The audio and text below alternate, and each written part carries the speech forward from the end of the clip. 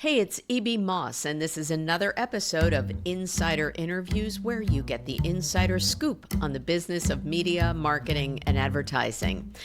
The scoop today is a two-parter. The first is that I've got a little scoop. The second part is that I'm repurposing some scoop. Yeah. I interviewed Rishad Tobaccowala back in April of 2025, and this interview really holds up because it was all about his book called Rethinking Work. He is the former chief strategist for Publicis. So if you've been in media and advertising for a second, you know Rishad Tobaccowala.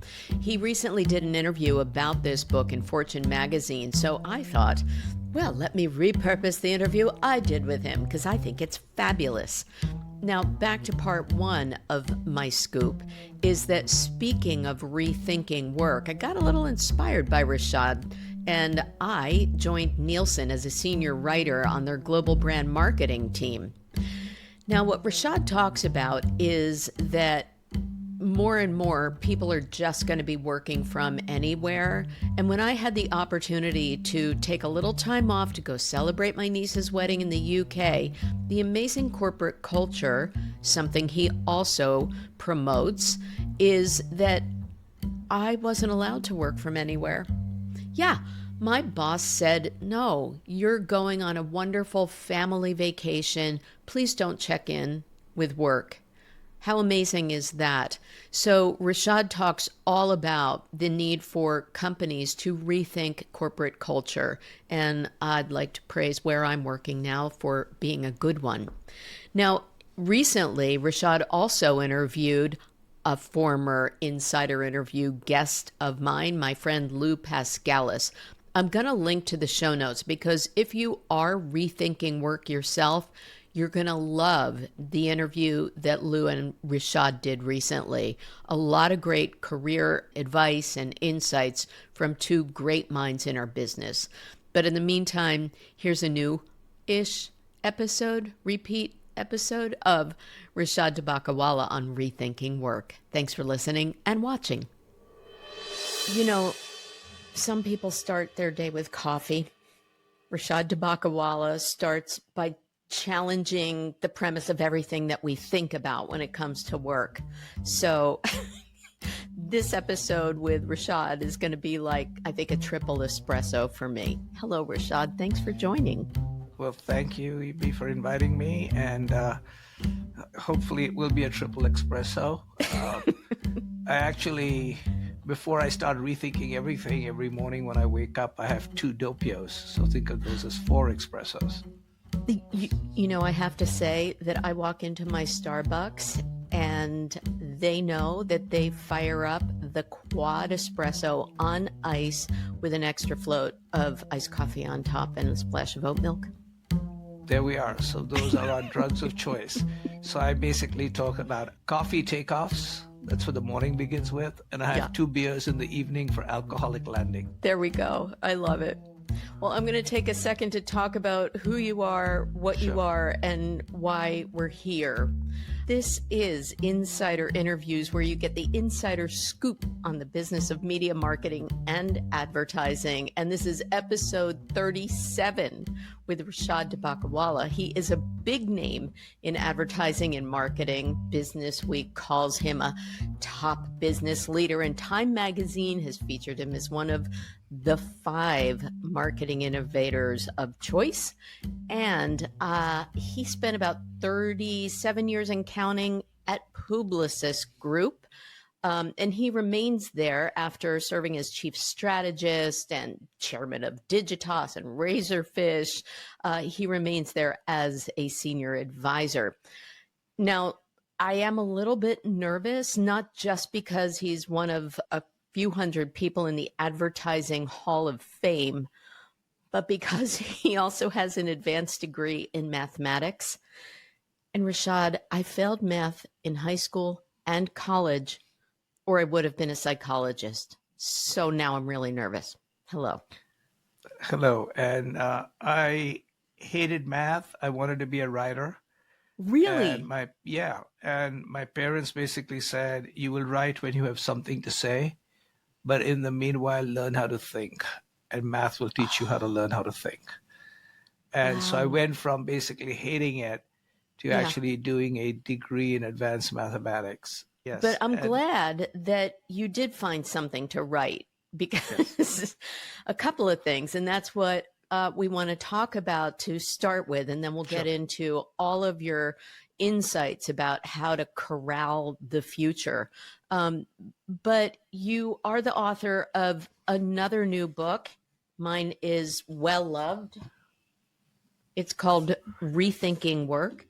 But you started also with another favorite called Restoring the Soul of Business, which is about staying human in the age of data.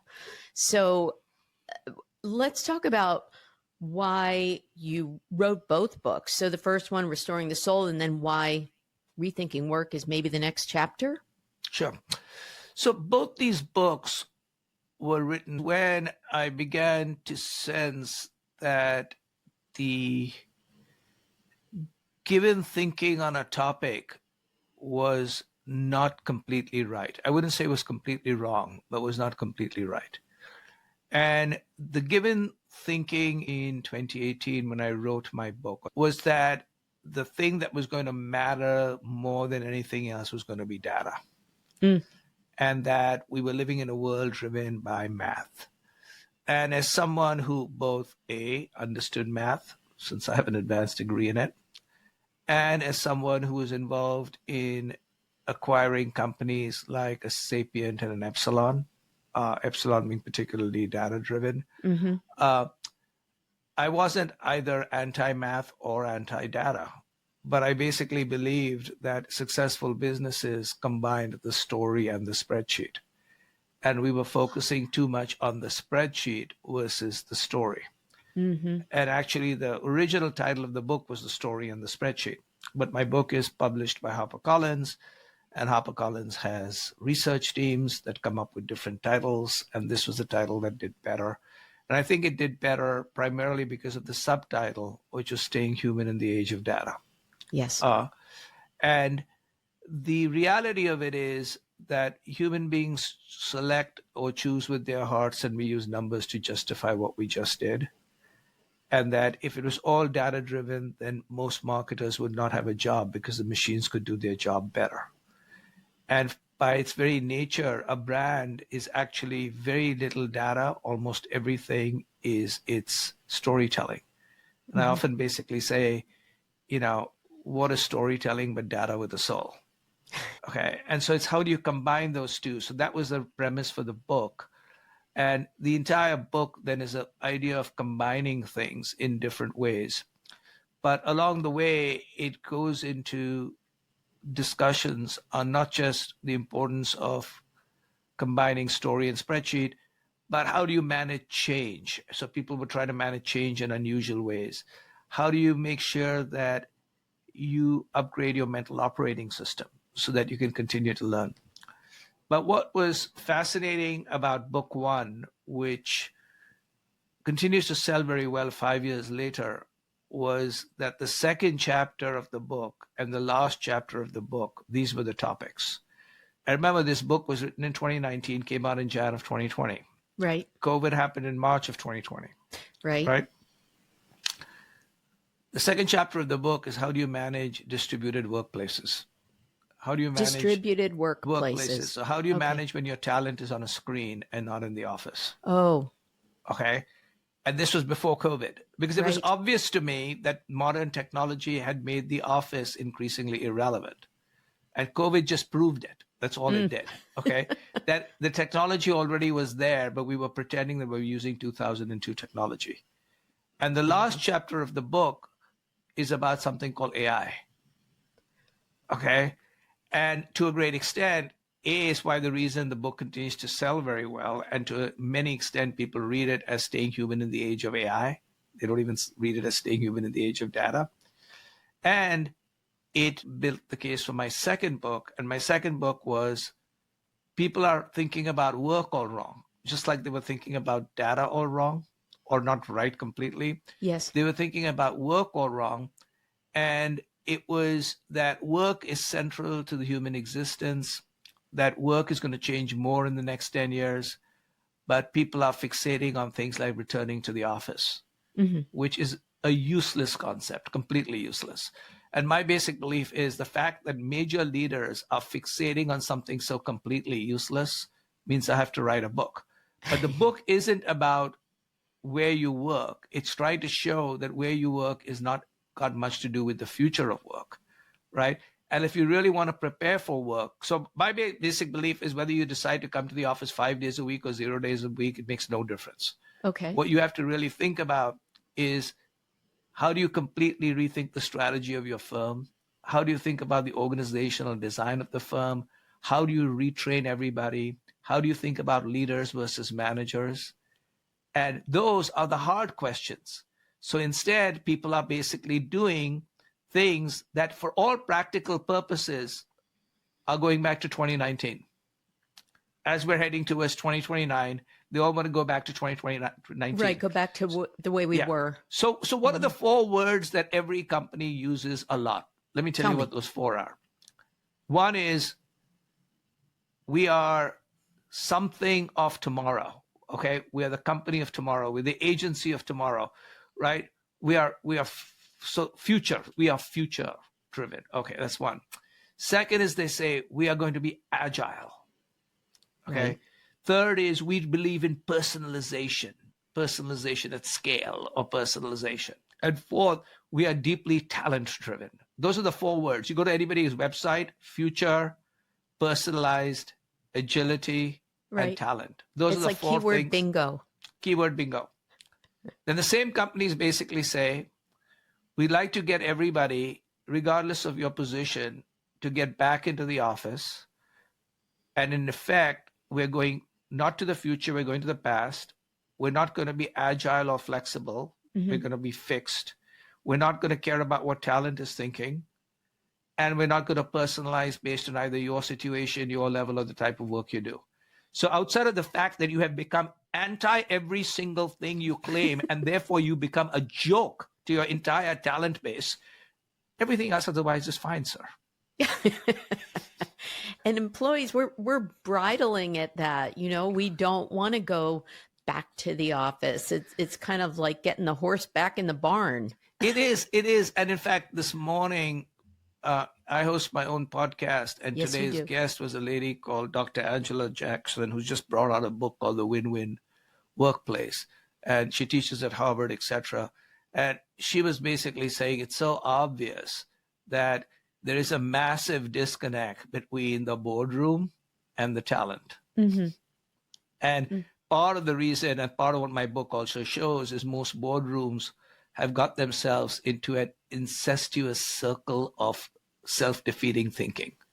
That's the best way to think about it. I go to boards and say, you're defeating yourself. And I said, world's greatest companies and world's greatest leaders never get defeated. They decide to defeat themselves. And unfortunately, today we're also seeing the United States deciding to follow that particular path of self-defeat. Yes. But my whole basic belief is you cannot go back. You have to go forward. We're living in a globalized, connected, talent-based world. Get used to it. And yet, as you famously said in your first book and are fond of saying in conversations like this, change sucks. Yes. It definitely does. It definitely does. So it's hard. To me, it is very hard. And in fact, I often talk about how I have, you mentioned I've worked for the same company for 37 and I supposedly left it, but I continue to be an advisor 6 years later. I've lived in the same city. Today I happen to be in Chicago for 45. I've known my wife for 52 years. And so when someone comes and tells me change is good, I say, I'm really happy you can change. I like what I'm doing. Okay. But if you go look at my background and you look at my LinkedIn profile, you'll say, wait a second, this guy seems to be changing things all the time. But he claims he hates it. What's the problem here? Okay. And there is no problem. I do hate it, but the choice is not whether change is good or bad. The choice is, while change sucks, irrelevance is even worse. Can you say that again, please? While change sucks, irrelevance is even worse. And so I always tell people that when you tell people change is good or change is easy, it's not. Yeah. Okay. And the more senior you get, the more successful you get, the more established you get, the harder it is. It's like learning how to cycle when you're older and you fall down, you graze your knee, and everybody makes fun of you and you hurt yourself. Why do you want to do that when you're a senior?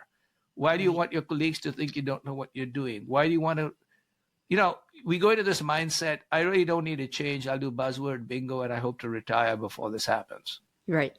And my whole basic belief is it's too late to retire. Unless you are going to retire in 2024, the future is upon us. So how do you help us face this change? What are some of the tools or tactics that you talk about in Rethinking Work that we should be embracing? So I think there are three sets of tools and tactics. The first is, let's understand the situation. So my basic belief is, let's make this a fact, trend, because what I found is that successful individuals and companies learn from either Star Wars or they learn from William Shakespeare. So you can decide which ones you want to go. Okay. So in Julius Caesar, there's a line, take the current when it serves or prepare to lose thy endeavors, which basically means go with the current man or woman. And then in Star Wars, there's a line, may the force be with you. Yes. Okay. In my book, I have those two lines and those, a play and the movie put together in the same paragraph. And my daughter who read it says, the reason this book is so much fun to read is you suddenly start talking about plays and you start talking about literature and you start talking about movies, right? And it's not just about exactly Spock and a whole bunch of other things. And so let's understand the trends. Let's understand where the data is. So at least you want to align with the trend. Or if you decide not to align with the trend, be ready to get blown away. And so the first 5 chapters of my book really explains what those 5 trends are, just with facts and with data, right? Okay. And there's nobody who reads the first 5 chapters who comes out says, oh shit, this is not true. It's true. Right. So I said, if you have that, now let's talk about what can be done. And the key thing is the 5 trends are really aging populations, social changes, aging populations, declining populations, multiple generations at work, different mindsets among Gen Z and baby boomers. Then there's obviously technology is a second trend. The rise of marketplaces, like whether it's Uber, Amazon Web Services, Etsy, Shopify, marketplaces. Fourth is the rise of the side gig and the side hustle. More people in the US will earn a 1099 this year than a W-2. Now, some W-2 people earn a 1099. So I'm not saying more people are 1099 than W-2, but there'll be more 1099s than W-2s. And W-2 is what you get when you have a full-time job. And 1099 is when you do what I do, right? So now I have all 1099 and no W-2. And the last one really is the impact of COVID. And the impact of COVID was not as much on where you work, but what you think about your work, how work fits in your life, and what you think of your management. So how you balance. Yes. So the big issue is that people no longer ask, how do I fit life into my work? They ask, how do I fit work into my life? Yes. Okay. Especially the up and coming set. So the whole idea is like, work is part of my life. Life is also there. And I'm not going to basically have life as sort of a, minor part to work. But on the other hand, I do recognize that work is important for a lot of reasons, not just income, but for identity, community. The second thing in my book basically says, okay, why don't we look at the 4 biggest things that are happening? And here's what every company has to think about doing. Or if you're an individual, first, most companies will require, or you have to think about yourself being a part-time employee versus a full-time employee.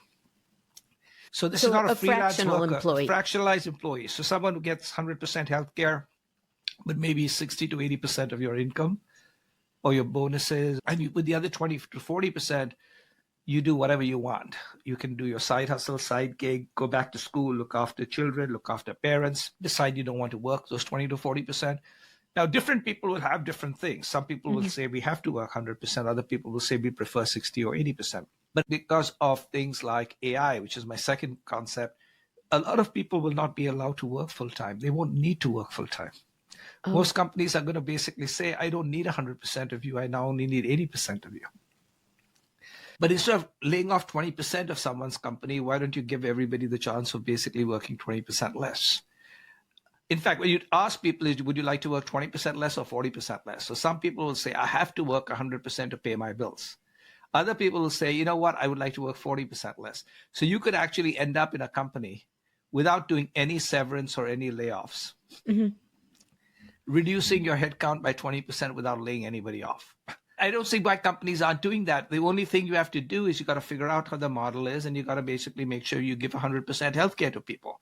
But if that happens, and there's nothing in the law that says you can't do that, but that I think is going to be a lot of the future of work. So that's where I talk about being a company of one, learning how to basically hone a skill, building a reputation, and building collaborative.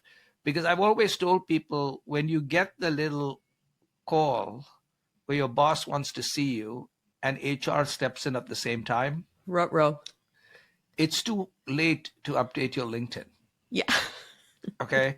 So what I basically tell people is I said, hey, listen, I was successful at Publicis because for the last 20 years I was at Publicis, and I've never left Publicis. Nobody ever gave me a job. I never looked for a job outside, right? And it's true, nobody ever gave me a job, which is quite shocking, but nobody did. I set everything up that if I got a call from Maurice Levy and said, okay, Rishad, you're done, right? I would be ready to step into a new world immediately. Oh. Okay. And so what I was doing, I was running other things. So I was inside the company, I was speaking. I was speaking on behalf of the company outside. I was writing first a WordPress blog. So I started to experiment with writing, right? I got Publicis to help me, and they got me outside board seats. Yes. Which were where Publicis was involved in the company. So I was doing it for them, right? So I was building an advising, speaking, writing career while I was inside the company. I was building the credibility and the skill set. I wasn't being paid separately. In most cases, I was representing the company. So I wasn't doing something against the company. I wasn't doing something in the darkness of night. I was aligning. So my whole stuff is, if I get kicked out of here, I'll have something else to do. You were also making yourself indispensable. Yeah. But the other reason was, in any company, regardless of how great it is, and the company I worked for was and is great, and I had great bosses, but there are always times when you're very senior, you don't have to be senior, there are always times where you kind of say, like, why am I working here? And these clients are stupid, my bosses are stupid, the talent is stupid, everything should be like stopped and I need to get off, right? What prevented me from doing that was the fact that I knew I could do that. Okay. And so my whole stuff is, I'll keep up with this nonsense, because if it gets really too bad, I can do my own thing. So when you know you have an exit, you spend much more time trying to solve a problem. Yeah. Because you don't have to run for an exit. Okay, if everything turns south, I do have an exit, but I don't have need to take it. So what I've always told people is, I've built an entire company where all my talent, not my talent, but talent who worked with me, became big names, always had outside job offers, and they always stayed longer than I expected them to, because they basically said, Rishad, however crazy it is working with you, our reputation keeps increasing, we keep having better opportunities outside, and therefore we'll take the stuff inside, and at some particular stage we'll go outside. Yeah. But in the meanwhile, and I said, okay, when you do, try not to go to a competitor, and almost nobody did. And it also allowed me to attract and retain further talent. Because I said, see, if you come here and you work with me for 3, 5, or work in this company, not work with me, you will actually increase your external market value. So a lot of companies basically say, we don't want to give people the ability to make their names known, build their brands, build their reputation, because then they'll be hired away. And I said, no. The more you do that, your company looks better because you have these stars. Yeah. B, because you're allowing them to build them, they don't have to go anywhere, right? And 3, when and if they do, you can attract other people because you'll be known as a star factory. Right. But eventually I also come to, like, us as individuals, that what we need to do is every day spend an hour learning. So I talk about upgrading our mental operating systems. I give talks about AI and how marketers are changing. Right. And I've done it for the IAB, I've done it for the ANA, I've done it for clients. And you might basically say, okay, the guy doesn't work in marketing anymore. This AI stuff happened long after he stopped working. How is this clown talking about AI in the future of marketing when he should be, I don't know, as Maurice Levy tells me, I think you're sitting like on Lake Michigan looking at the waves and wasting your time. So I said, yeah, while I'm doing that, I can also do this. Okay. So the idea is because I spend time learning every day. And so I tell everybody, you can learn every day and you don't have to go to school. You have YouTube, podcasts, Substack, whatever you want, play with the tools. The other one is to once in a while build a case for the exact opposite of what you think is true. And the reason that's very important is if you don't challenge yourself, you begin to believe that your flatulence smells like Chanel 5. And then you lose the way. And the more senior you are and the more successful you are, the more you need to challenge yourself because you're surrounded by a bunch of supplicants. You're also working with a whole bunch of senior people. All of you all are hanging out together, blowing air kisses to each other. And what happens is everybody gets shocked from where nobody is looking. Right. So I always say the future comes from the slime and not the heavens. So please, I'm not saying go to hell, but hang out with the slime and not just the heavenly people. Oh my gosh. All right. So let me try to chunk some things out here, Rishad, because that's a lot. One of the things that's almost the inverse is that in, B2B content like this, we frequently say, how would you mentor a younger person and someone new to the industry?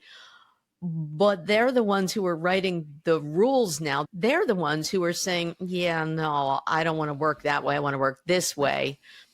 And I think your point is that it's the leaders that need the advice. Yes. So now I want to get into the musical portion of our conversation. You might know that I often sing to my guests. Ask Lou Pascalis, ask our friend Carl Fremont. But you coined new lyrics to a song, and you can sing it with me. Pete Seeger, if you saw A Complete Unknown, wrote, ready? Where have all the leaders gone? Yes. Long time. Okay, you get the idea. I thought you were going to sing with me.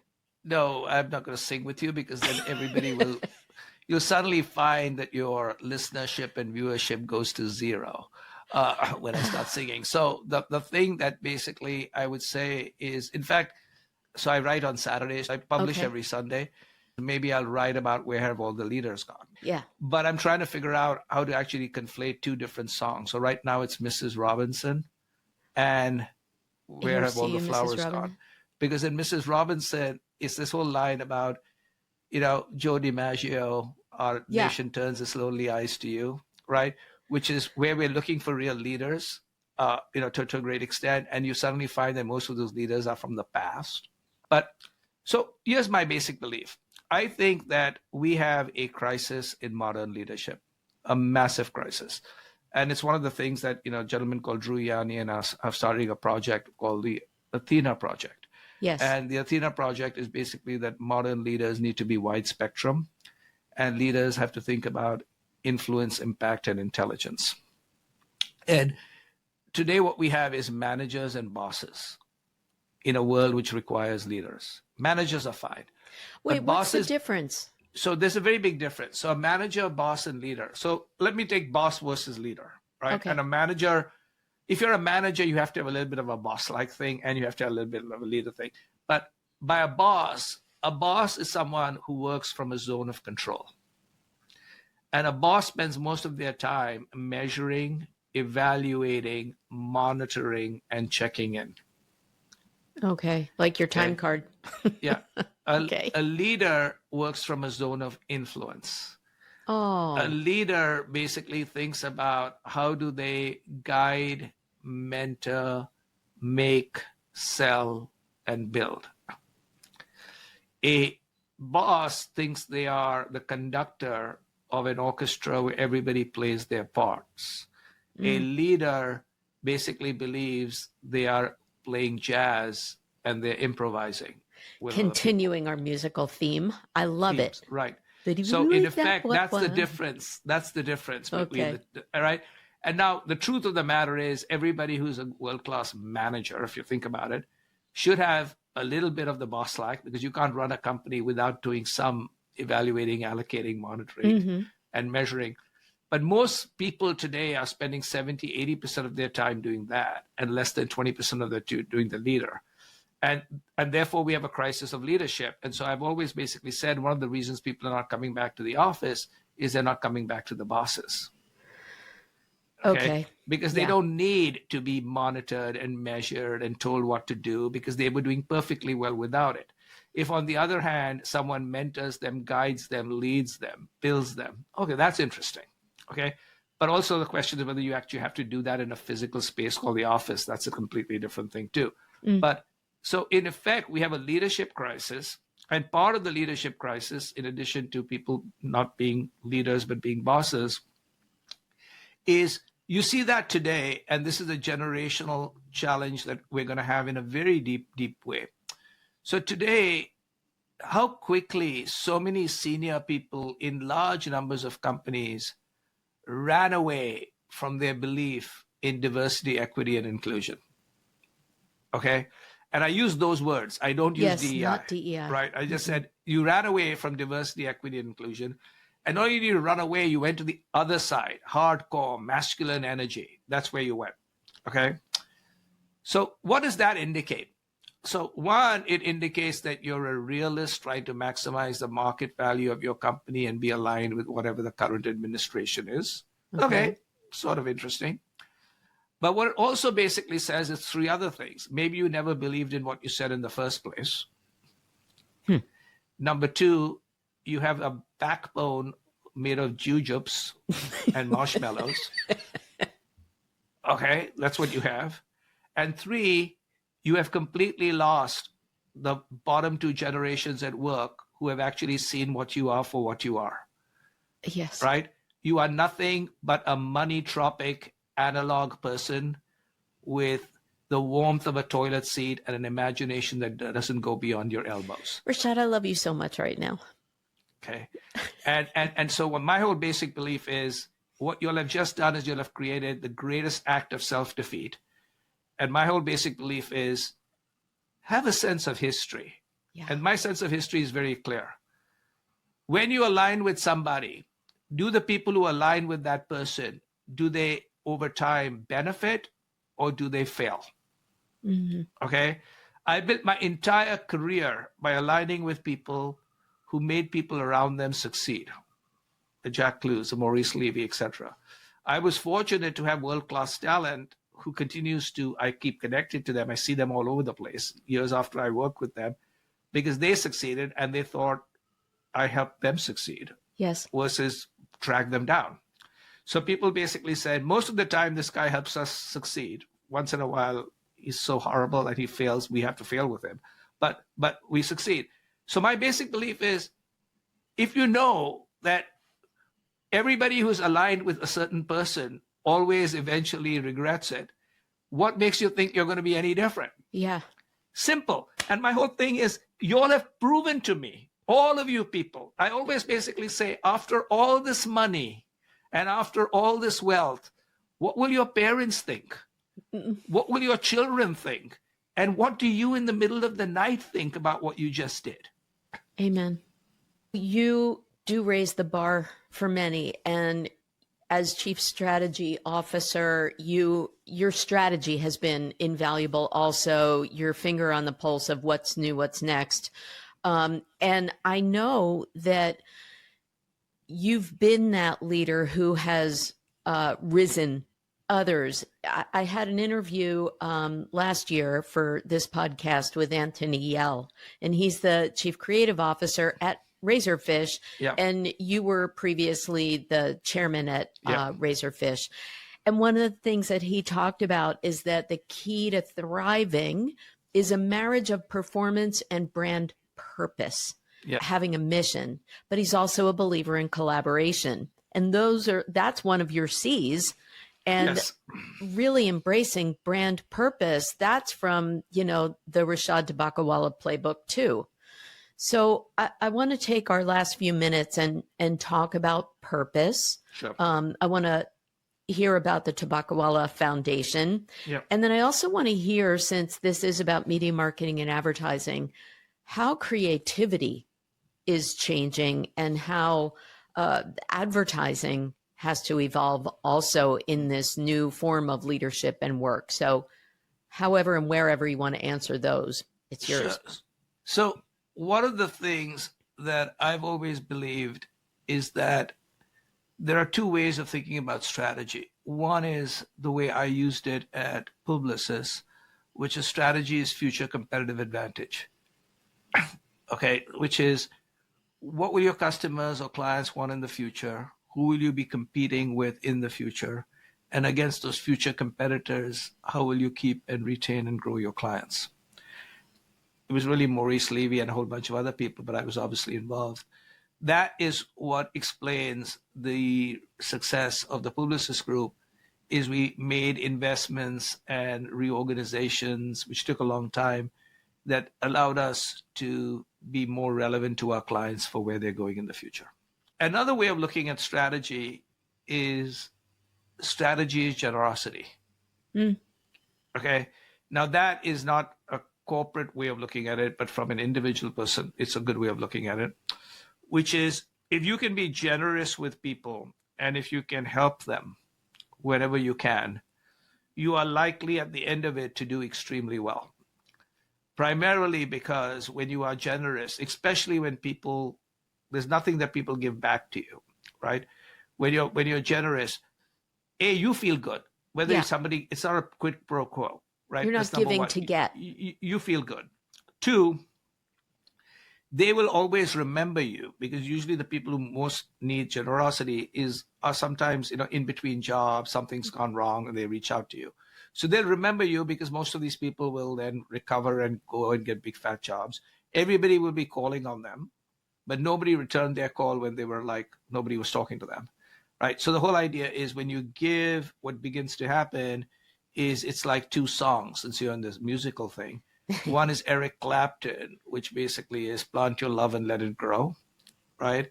And the other one is my favorite group, supposedly Last Lines of the Last Song, which is from the Beatles. And in the end, the love you take is equal to the love you make. Oh, okay. Yeah. And so if you consider that, my basic belief is where people say, how come in your second career you're thriving and you're just working by yourself? I said, it looks like I'm working by myself, but I'm not working by myself. Okay.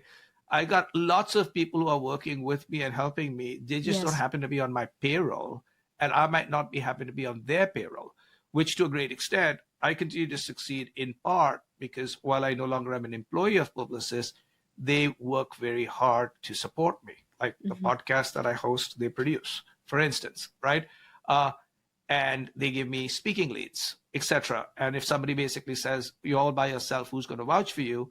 I'll say, well, you can call the CEOs, current or past, and they can vouch for me. That helps as a company of one, okay? But what basically happens is they're being generous to me because I was always there and always, whenever I was asked to do things, I said, Maurice would basically say, often we ask you to do things which you really don't want to do, but you say, okay. Now you want to do this silly second career, we have to say, okay. But the other one is because I help people all around, guess who those people are now? They run companies all across America and the world, right? So when they are looking for a speaker, who do you think they'll call? Rishad Tobaccowala. Right. And, when somebody says, hey, read this guy's Substack, buy his book, right? It was kind of really interesting. And easy example, the 4 CEOs of the Publicis media companies, 4 of them, all 4 are women. 3 of the 4 used to work for me. Oh. Okay. And 2 of the 4, I think I kept or got back into the group after they left. Okay. And one of them basically said, hey, can we do like a town hall meeting for my company? I said, fine. So she said, how much is it going to cost you? I said, I don't charge people who work for me. Don't be ridiculous. Okay. But what she did was she basically bought 700 copies of my book in hardcover for everybody. Okay. Which helped my sales, right, to a great extent. And that was basically, hey, you're doing this not for charging anything. And she said, I want everybody to read this book, right? And then we had a conversation. And I said, this happens again and again and again. And so the idea is generosity is strategy. So basically, I tell people, hey, listen, stop thinking that this is a zero-sum game. Stop thinking about I, me, mine. And if you actually want to think about yourself, think about others, because it's actually generosity in a very strange way is the most selfish thing you can do. Okay. By helping other people, you will eventually find that they will help you, whether you need it or not. And we always need it at some stage in some different way, right? That's number one. And so part of it is like the Tobaccowala Foundation is basically there are always people who need help. And so my whole stuff is I want to run a foundation that doesn't have any cost structure outside of 2-3 people who are in India who are outside of a couple of things that we have to pay because we need an accountant and stuff like that. Everybody else is pro bono, very senior people. And we don't launch our own things. We help other people. So what happens is for every rupee we get, we put 97 paise to use. Most charities, that number is 70.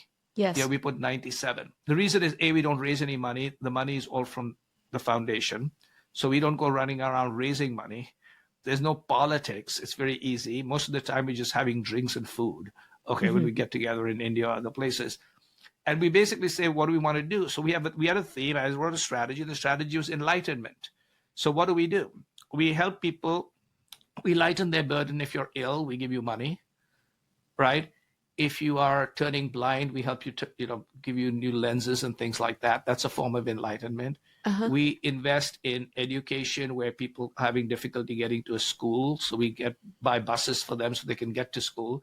So enlightenment is you can see better, you can get more educated, and we can lighten the burden of either that or old age. And then we said we're only going to do it for these 7 or 8 organizations. They all have to be 100 miles from Bombay so we can go visit them and we know what's going on. And it was very, very simple. And it's just the way we run it. But it's basically giving back. And it was primarily because like my parents grew up poor and they eventually turned out to be very successful Indian way. This is before modern Indian way. Today's modern Indian way is billionaire. In those days, it wasn't that. They always said, we should never forget where we came from, which is them. Okay. And they would learn under streetlights. So that's why I thought illumination. Oh, okay. So you can basically sort of tell a story. And so in effect, I took a story to a data-driven thing. So we make investments which are highly data-driven, but there has to be a storyline that connects them because otherwise, what are you doing? So now let's come back to your question on marketing and I can see where story comes in. Okay. Right. For all practical purposes, storytelling is data with a soul. Okay. And in many ways, everything about technology is about stories. So I believe technology helps stories. So for instance, what was the first technology we ever had was fire. And when we had fire, in addition to keeping ourselves warm and being able to cook food, we gathered around the fire and we told each other stories. Every story, every movie is based on 2 simple things. A stranger comes to town, or you go on a journey. Oh, I never thought of it that way. So I will show you that every advance in technology is an advance in storytelling.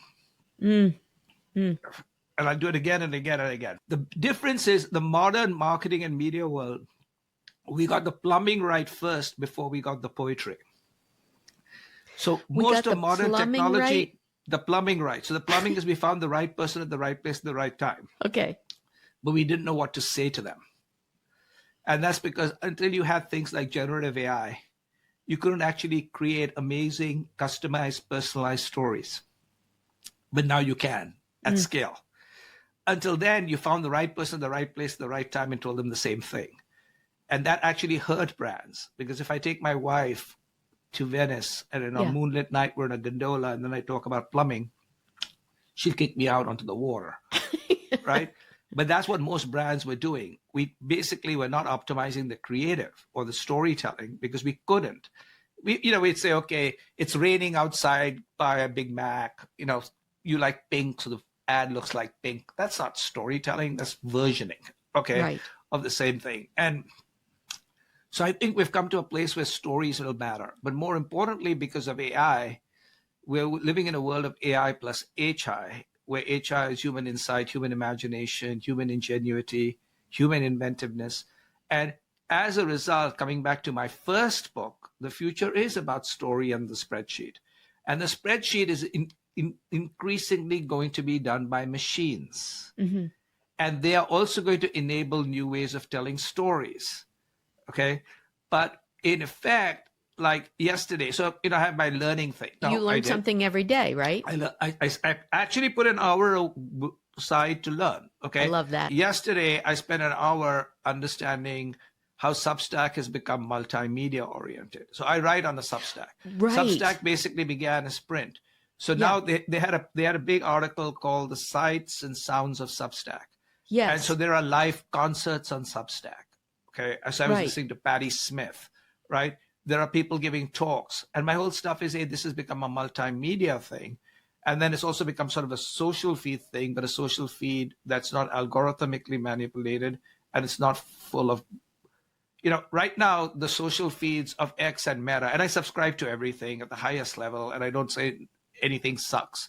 But right now, I spend very little time on the feeds of X and Meta, because for every minute I spend, 45 seconds of it is stupidity. Okay. And so I'd rather spend time where 45 seconds is non-stupidity, because I've only got so much time. So of course I look at them, because by the nature of what I have to do, I have to be aware of them. And so people say, you're like a credentialed user of all of these things. Yeah, I say, I want to see the best of it. I use Grok, I use the best of it. So I said, I don't go say like pox on that house. I say, that house seems to be not particularly attractive, but I'll keep visiting it, because maybe I should build a case for the opposite of what I believe. Maybe I'm wrong, etc. So that's where we are today. And I really believe creativity is going to be more and more important. And it's about connecting dots in new ways. I also believe marketing is going to grow more and more important. And so I tell everybody who's in the world of marketing, in the world of media, the world of creativity, the field is going to become bigger and bigger. But think about this.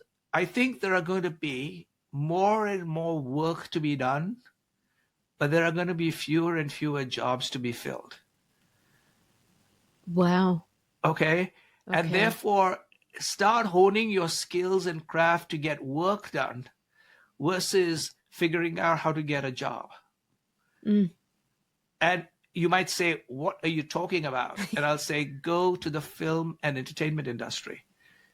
There's almost nobody who works at a studio. They go from gig to gig. Right. From a movie to a television show, right? You have lots of work to be done, but you don't have jobs. So similarly, like in the world of music in the old days, you would have to go where Mozart was, or you had a phonograph record, or you had a compact disc. Yeah. Today, a piece of music is in the cloud. You can listen to it in the way you want, so you don't have to listen to Sgt. Pepper's Hearts Club Band the way it was. You can listen to Day in a Life next to I Can't Get No Satisfaction. Right. So what are you doing? Music is there. There's lots more music today, but there are far fewer CDs and vinyl records, etc. Right? So those are jobs. Music is the work. And today, guess how work gets done, or how is music heard? Through a playlist, which is created based on what you feel like. I want to run, I want a playlist for that. I want to relax, I want a playlist for that. And then different people combine to give you that. That is the future of work. That is the future of advertising. That is the future of marketing. Rishad. So I'll leave you with that. Mic drop. Thank you. Thank you.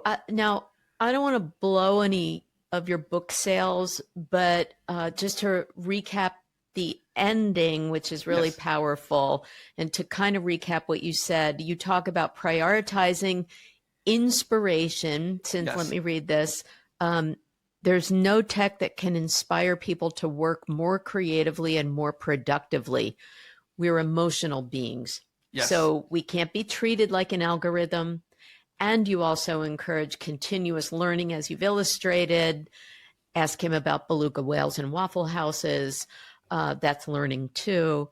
And I think that this podcast episode has been something that I will play back over and over for my continuous learning and inspiration. So thank you so much for joining. Thank you for the opportunity. Absolutely. Thank you. My pleasure. And I will add a link to the book. And Rishad is also incredibly generous, and his Substack, which is called The Future Does Not Fit Into the Containers of the Past Yes. is available on Substack for free as a compilation of that. And his podcast is What Next? And that's available for free. So again, follow him. Thank listen. you very much. Thank you, Rishad. You bet. So to wrap it up, just a little reminder that a good podcast doesn't have to be hard, but it ain't easy. I can help you launch yours, market yours, or host yours. And if you want to support this fabulous free content, you can find me at buymeacoffee.com/mossappeal, anywhere on social media, and reach out at mossappeal.com. And a big shout out to John Clayton for the theme music. But truly, thank you for listening, learning, and sharing Insider Interviews with me, E.B. Moss.